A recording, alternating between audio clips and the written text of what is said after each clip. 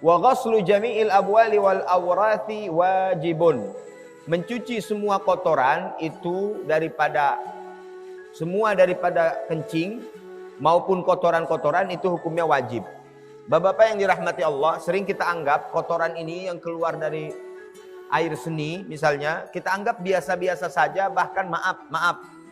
Ada yang buang air kecil misalnya di bawah pohon atau di tempat-tempat itu terbancret ke celananya, akhirnya celananya dipakai buat sholat. Sholatnya tidak sah. Kenapa? Karena celananya ada najis. Nabi Muhammad SAW pernah lewat di satu makam bersama sahabat. Lalu Rasulullah SAW tiba-tiba berhenti dan mematahkan pohon, lalu menancapkan ke pohon itu, berharap pohon ini bisa meringankan siksa seorang yang ada di dalam makam ini. Sahabat bertanya, kenapa ya Rasulullah? Karena dia ketika buang air seni itu tidak membersihkan dengan baik. Jadi jangan dianggap bahwasanya buang air kecil itu tidak ada siksanya. Bisa jadi itu karena tidak paham masalah buang air kecil menjadi sebab sholatnya tidak diterima karena pakaian yang dipakainya itu adalah najis. Lalu ada lagi wal aurat wajibun. Itu hukumnya wajib illa baulus sabi alladzi lam ya'kulu ta'am fa innahu yathuru bi rasyil ma'i alaihi. Kecuali kita punya anak kecil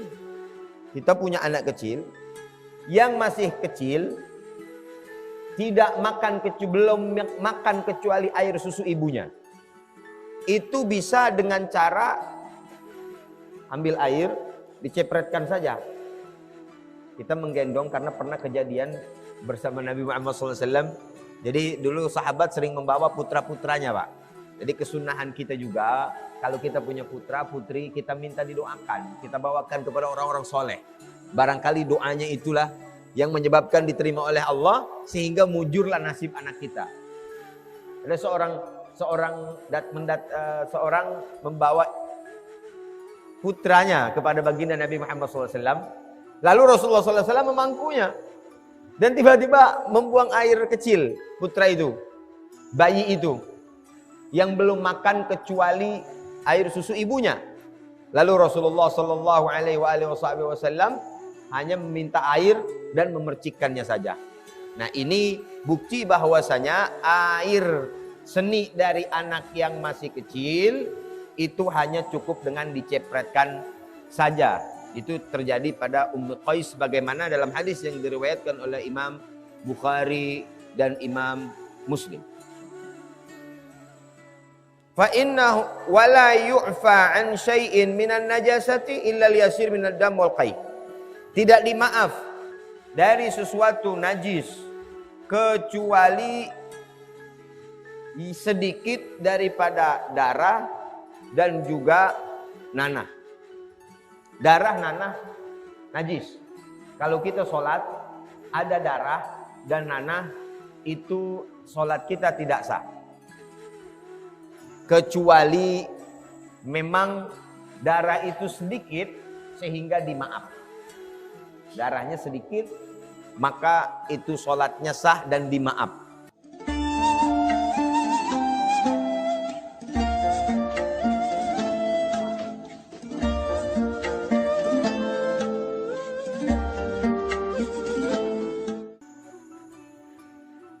Ada selain darah juga dan qai dan apa namanya tadi nanah, itu ada juga yang sering dipertanyakan muntah yang keluar dari mulut.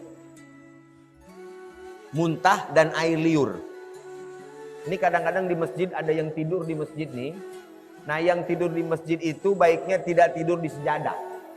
Kaidah umumnya segala apapun yang keluar dari mulut kita itu suci. Kecuali dia keluarnya dari lambung kita. Muntah itu yang dari lambung najis. Air liur itu kalau orang Betawi bilangnya iler. Ya, air iler ya. Itu tidur di bantal kita, di sejadah masjid, ini yang ada di masjid, air itu kira-kira keluarnya dari perut atau dari mulut? Halo? Kira-kira Pak, keluarnya dari mulut apa dari lambung? Ciri-cirinya kata ulama, kalau yang dari lambung baunya bau perengus. Tahu bau perengus nggak? Ya kagak enak diciumnya. Kalau yang dari mulut itu nggak najis, tapi kalau yang keluar dari lambung itu najis.